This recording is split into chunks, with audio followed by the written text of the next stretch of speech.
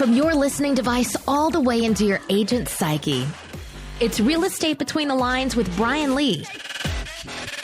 Teaching you things you didn't know you needed to know to help you become a legendary agent and turn your clients into raving fans.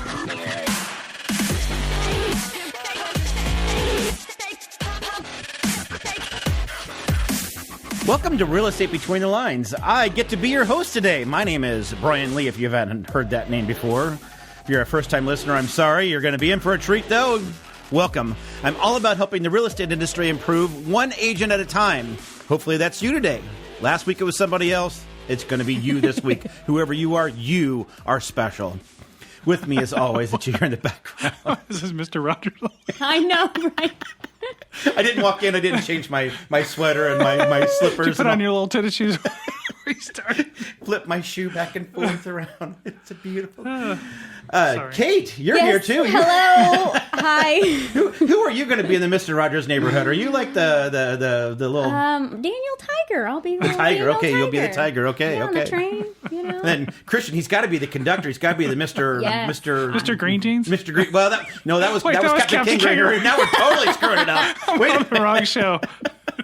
Crap, I want to be Mr. Green Jeans. We're going to have some agents out that are going to say, what the heck are you guys even talking about? If you're 40 plus, you totally got the conversation. Was there a postman or something? There was a postman Okay, guy. There was Mr. McFeely, I think. Yeah, was Mr. there McFeely. Yeah, because I always deliver. Yeah. Always deliver. You do, Christian. Oh my gosh. That's you. He delivers the lines, that's for sure, folks. I know.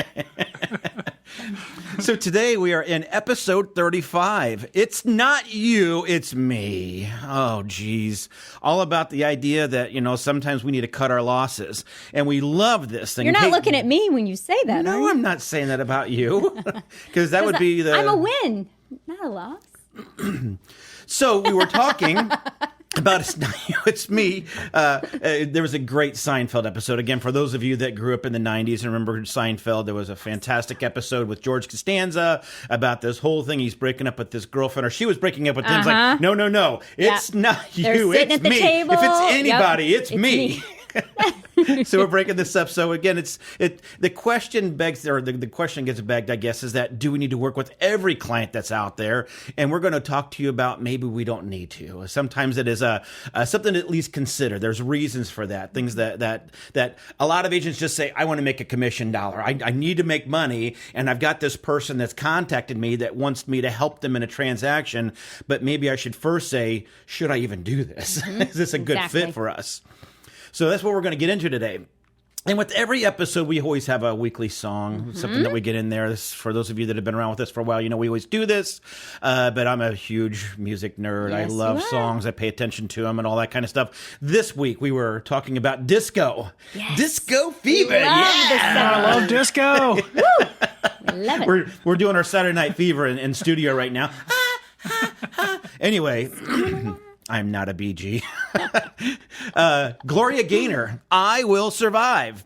And the point of it is that the song, rather, was all about Gloria Gaynor's the discovery of personal strength following a devastating breakup that she went through. And that, again, the idea of the episode is that you're going to survive, agents, that there's going to be some situations where you find a client that just doesn't work for you. You don't match up well together. You don't mesh well together, whatever. And it's going to be better off making that good choice of cutting the losses than staying around and ingraining yourself in this bad choice and just making it even worse. So it's tough. It's tough sometimes for agents to say, I don't want a client because I just gave away a paycheck. But it doesn't have to be that way. It doesn't. And we'll talk about that. But anyway, so Gloria Gaynor, popular 70s. I think I read that she was easily in the top 5 of disco music singers back in the day. Oh, I'm sure. She's fantastic. Well, and there is another version of this song that I like by Cate. So if you look up the band Cate, wow, it is a little that had vulgar. To be, yeah, I'm going to say that it had is to very be vulgar, different. but it's a little more like yeah, grungy kind of thing. Yeah, grungy empowerment yeah. instead of like, I'm amazing, I can get through this. It's like, yeah. Not happy with you. I've not heard that song. I would like to play it for you on the hear way home. That is hilarious. Because Cake is definitely talk about Cake. 9-day difference from a Gloria Gaynor to Cake. It is crazy, but it's a cool take on the song. So was that a side note tangent? Did I miss it? It's a miniature one. It really was. It's Did amazing. I miss it how with they, the intro and No. outro? We'll leave it. No, I That wouldn't was say too we missed short it. to be It's too short. We didn't miss it. you turd burglars. Move on. So again, it's not you, it's me. It's what are the decisions you're making? Make the choices that make sense for you, but also for your business and for your client. Again, it does take your having to be very honest with yourself and making a tough decision on occasion to do that you don't have to have every client. Again, agents, one of the things that we promote, we push through on the podcast, something we talk about all the time is your business, and that we look at your business as this long-term thing. So granted, it's tough. That money isn't everything, but I mean, it does matter, but it isn't everything. And so what we're saying here is that sometimes the blood, the sweat, the tears that you go through, that maybe you get a commission a day, that you force this thing through. Somehow you just, you suck it up and get through it. And it's like, so glad that's over, but I got that commission. But then you just dried up everything that you have in the future. So Because you didn't do your best. Exactly. Yeah, exactly. Go ahead. No. I thought you were actually going to roll there. I mean, normally you have a tangent. I was letting you roll there for a minute, honey. It's so unusual. Are you off today? I'm trying to be good. You had lunch. We had delicious Jimmy John's that I purchased. You're welcome again. It was to delicious. You and Christian. Thank you so Yeah, I much. appreciate that. We that's wouldn't out there. survive without you. I need the recognition. I won't survive without you. Call back. Hey, I'm just looking out for you, honey. Call back again. Thank you. One of the things that you can do, agents, to kind of work through this is to talk to your client. Actually communicate with your client at the beginning. Ask them questions. How do you want me to work? What are the things that you expect me to do here? How do you want me to communicate? What are your expectations? Tell them how you work.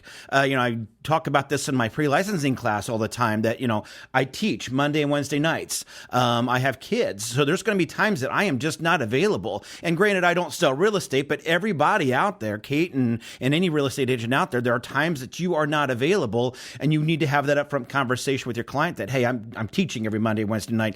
I'm just not available. It's not that I'm being rude and ignoring your calls. I'm literally in front of a bunch of students and I can't talk to you. And you as an agent, you probably have something like that. Every Tuesday, your kid goes to soccer practice or dance or whatever it is. You've got something else you've got going on. Talk to them about that and have that up front. That way you have a clear understanding of what this is. And you might have a client that says, I'm sorry, Mondays and Wednesdays are the only nights I have free, Brian. I need to talk to you those nights. I know that I've got a problem and I've got to solve it somehow. So, and hopefully you can be there to help solve that for them. I mean, like you said, talk to them about their expectations.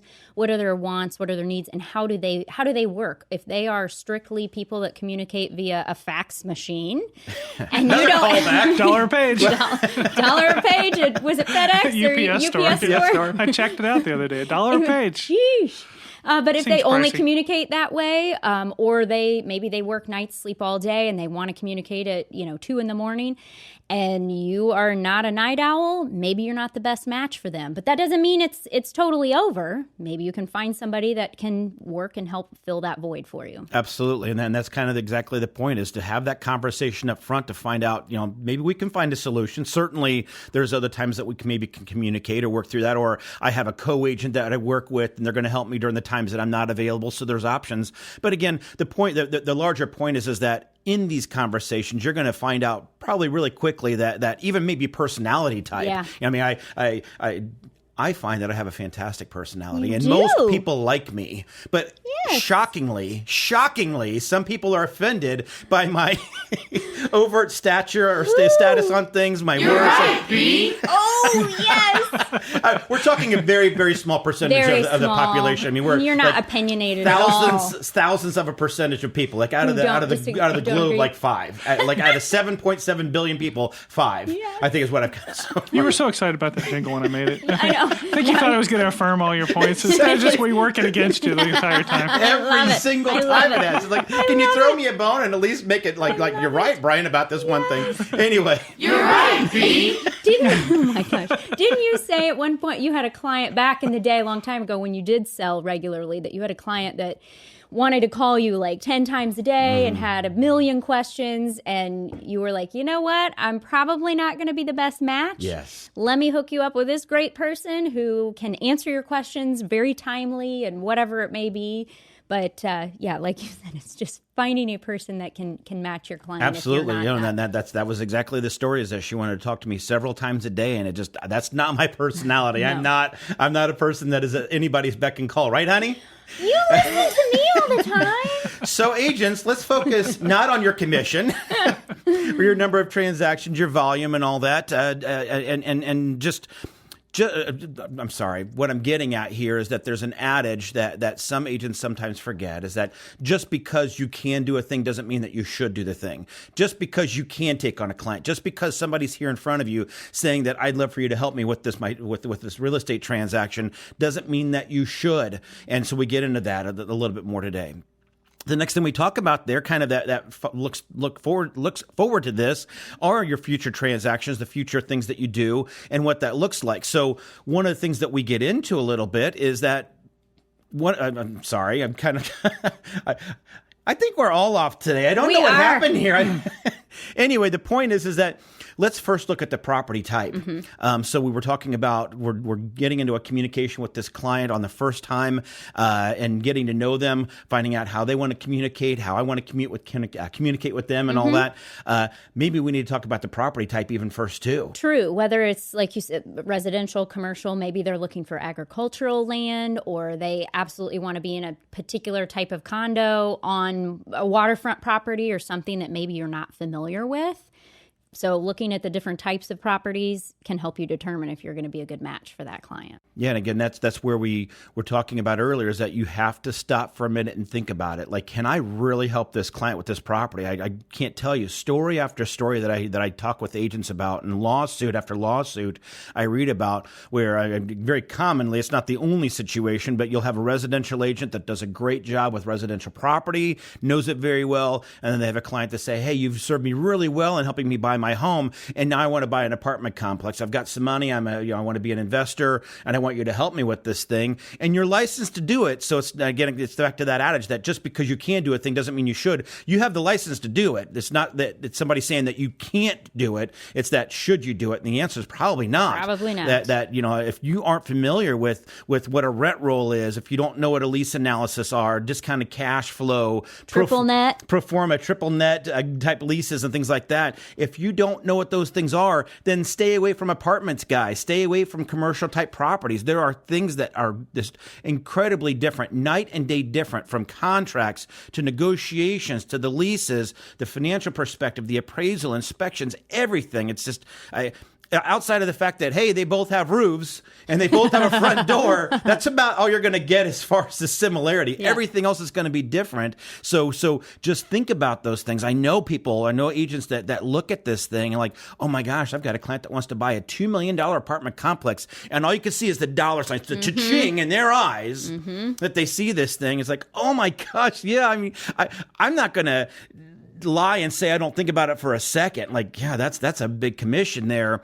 But damn it, guys, it is not about the money. It's about taking care of your client. And granted, you get that commission, but geez, you're going to lose that commission and a whole lot more if you screw up that transaction. Exactly. And chances are you're going to, because you don't know about that. So stay in your lane. Yeah. Definitely. A solution with this that we have is, again, I don't know why it is, but it feels like, at least in my circles and the people I talk to, is that people are so averse to working with other agents. And I mean, there's probably some legitimacy there, but I think that there's some things that you can do to prepare. But in a situation where you're a residential agent, that's what you do, and you have somebody that says, I want to do a commercial property, partner up with the commercial agent. Find somebody. There's plenty of commercial agents, just like there are residential agents. Look for, I want to say a referral partner. We'll talk about that here in a minute, but just find somebody that's willing to take you under their wing a little bit, that's willing to walk you through that, and go through that everybody had to learn someplace, and they probably learned from another agent. Well, and I would, we realtors, we love to go to lunches and coffees and whatnot. Take this as an opportunity. The commercial world is so diverse that it's not just, there's apartment complexes and industrial warehouses and retail, lease, purchase, all kinds of stuff. So why not go to lunch with multiple different types of commercial agents? Because most commercial agents aren't a one-size-fits-all either. So put a lot of people in your pocket to be able to reach out to and partner with, and hopefully then in turn maybe they'll send you residential business, because that's not an area that they want to dabble in either. So just network with these people, go out, get to know them, and get to know a little bit of what they do. But we're not here to become experts in the commercial field. If you are, then maybe you need to step out of residential. But no, you and that's a great point. Is that, again, it's just develop those referral partners, those experts that you get into, just like you would with an accountant, just like you would with an attorney or a title person or a mortgage person. You have your arrows in your quiver, if you will, that every time something like this pops up, that you have somebody that can help you. And to your point too, is that, again, how many commercial transactions are you even going to do going into the future? That you have this one client and you want to help them. Maybe there's a way to do that. Let's partner with a commercial agent, have them take the lead on it, and you are there with them to help guide them. That way you maintain that relationship with that client. You don't want to lose that thing, but still, I don't want to learn at my client's expense either. I don't want to say, hey, you know what? I can do this all on my own. I can figure it out. I'll just work through it. And then again, you screw it up. And yeah, you got all that commission, guy. That's great. But you're going to pay it out in a lawsuit. Exactly. And yeah, absolutely. So, and sometimes there are partners that you are working with that maybe you need to let go of, or clients you need to let go of, like you said. Wow, am I hearing something here? What? What are you saying? I have a side note. Oh, God. We're going in a different direction. All right. Wait. Side note tangent. It's a side note tangent with Kate. I thought that you were actually going to go someplace there with this. But, you talked in the beginning about the breakup, George Costanza. You got a shot now? So. Yeah, you don't even want to be on this episode anymore. It's the Kate Side Note Tangent show now. Well, just saying. So sensitive today. Go ahead, Kate. I love Seinfeld. And I remember the episode. It's not you, it's me. Like, she sits down and starts breaking up with him, and he's like, no. You can't use that line. That's my line. But I have to admit, I've used that line before, breaking up with people before. Practice for a future something? I don't have any more breakups on the horizon. Thank you. We'll see. I mean, maybe our producer, I might break up. Wow. Got real there. Are we still on the side note tangent? We I felt chilly for a minute. It's like the cold chill of death just went. But I will say that it's not you, it's me. That's kind of one of the nicest way to say, well, I don't like you anymore. So. But it totally, when you say that, you're totally saying it is you. I know. When you say it's not you, it's me. It's like, no, it is you. It is. And I had one guy, I broke up with him over the phone. Oh, geez. I was at college, and he was back at home. So hardcore. He yelled at me, called me some names, and hung up on me. And did you deserve it? No. I'm just asking. I wouldn't think that you deserve it. I didn't do anything other than I broke his heart, but I understand what that is. You break my heart a little bit more every day. Have you guys broken up with people before? I know you have. You break hearts all the time. Fortunately, I have. But we don't need to get into that whole thing, because some of them might be listening right now. Right? Yes, I have used that. Brian, I have used that one before. It's not you, it's me. Yes. Sometimes it is me. Yeah. Well, sometimes it is. Absolutely. Yes. All right, we can get back on topic. Okay, are we out of the Yes, wrap it up. Thank you. We're picking up speed. Things are gonna be great. Wait. Side note tangent. It's a side note tangent with Kate. Thank you for that wonderful side note tangent. I don't know if I should be looking on the horizon for a breakup. No, I said I have no more Christian, breakups. maybe it's you that are going to have to be looking for that. Could be. We'll never know. So, agents, I want you to hear me, please. Please hear me when I say this. Please hear me when I say this, agents. I'm saying it. Referrals are okay. Referrals are okay. There seems to be a stigma about it, and I don't know why. I wish agents would think about this more. Certainly, it's common to think about a referral that, I'm in Indianapolis, and I got a client that wants to buy a home in Colorado. Referral is just a natural thing.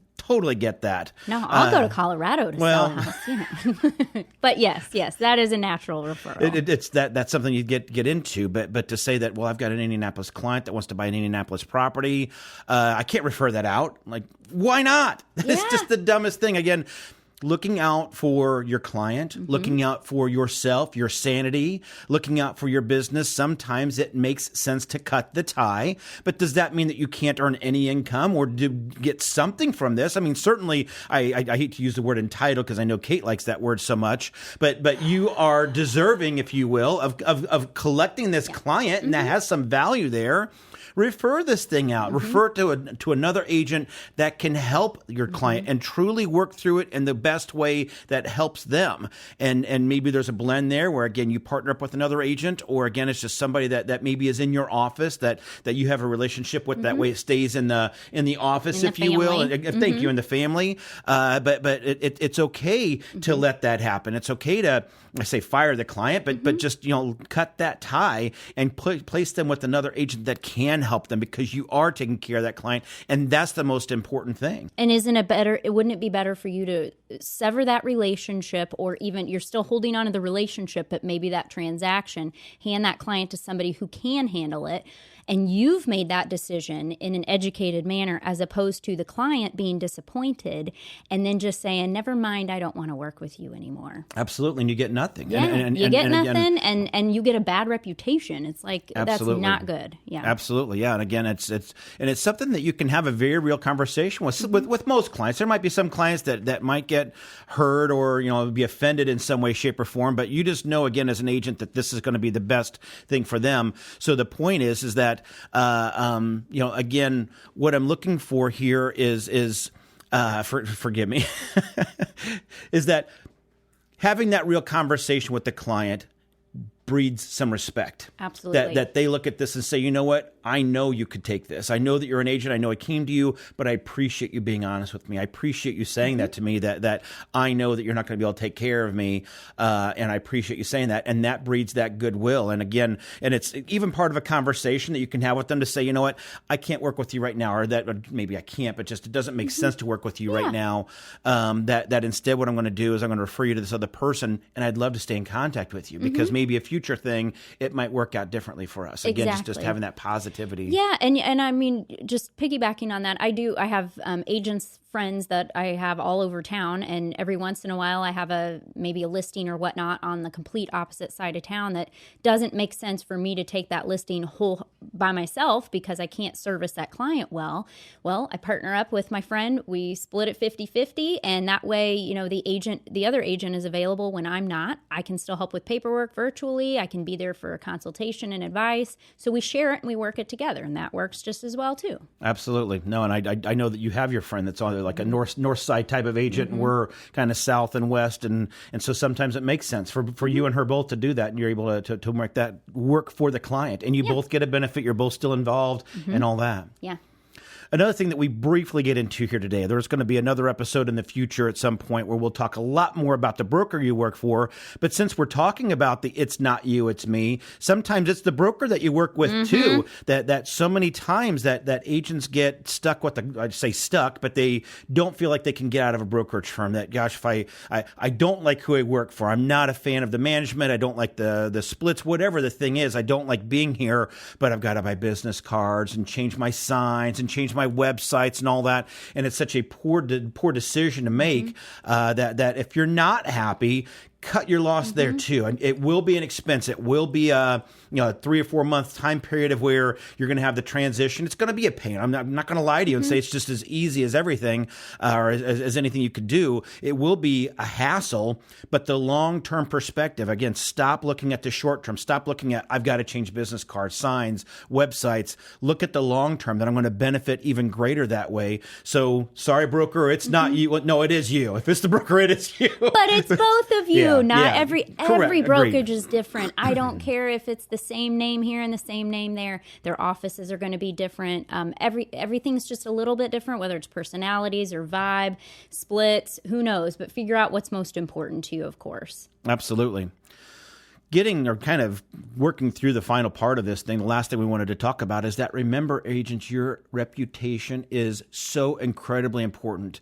And I don't mean to be vulgar here. I don't think this is very vulgar, but still, it was a quote that was told to me and Cate a number of years ago that had just stuck with me, and it really was very poignant in what it said. The quote is that it's as easy to get back your reputation as easy as it is to gain back your virginity. And so thinking about that, it's like, but it's true. It's so true. It's very true that once you've lost it, you're not going to get it back.